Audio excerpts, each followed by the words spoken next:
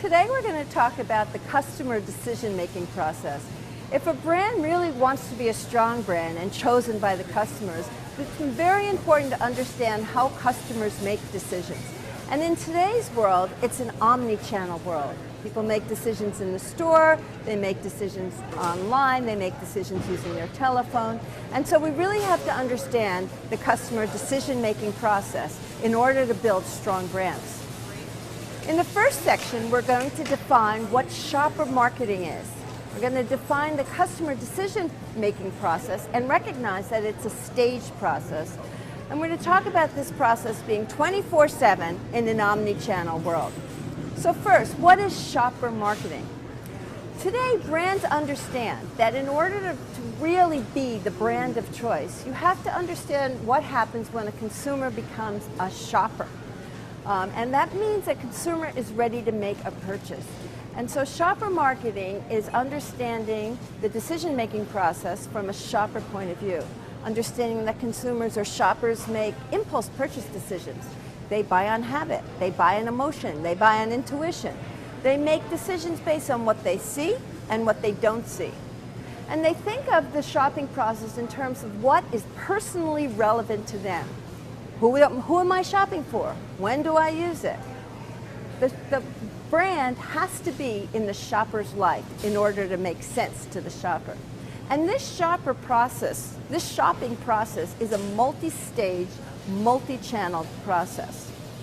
So what are the stages of the buying process? It's not that someone just goes into the store and makes a purchase. It actually occurs in many different stages. First, the consumer has to understand that they have a need and that this need can be satisfied by making a purchase. That's when they turn into a shopper. Then, once they discover they have a need that can be satisfied by making a purchase, they need to identify products that will satisfy that need.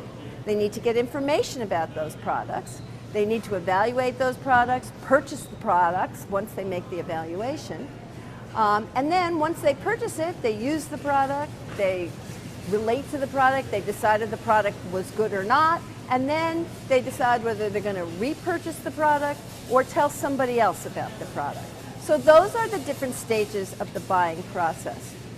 And again, in today's world though, this process is not just done offline, it's an omni-channel process. So you may discover you have a need from your phone. You may look for information about the brand or about the different products you're considering on your phone, online, in the actual store.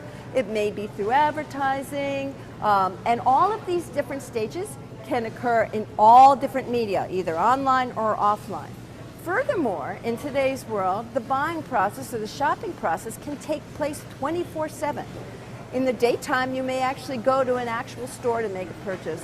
But at night, you might be shopping online, off the internet, off your phone. And so a marketer, if they want their brand to be the brand that's chosen, has to understand this complex decision-making process that operates in 24/7, all the time, all day, every day, 365 days of the year.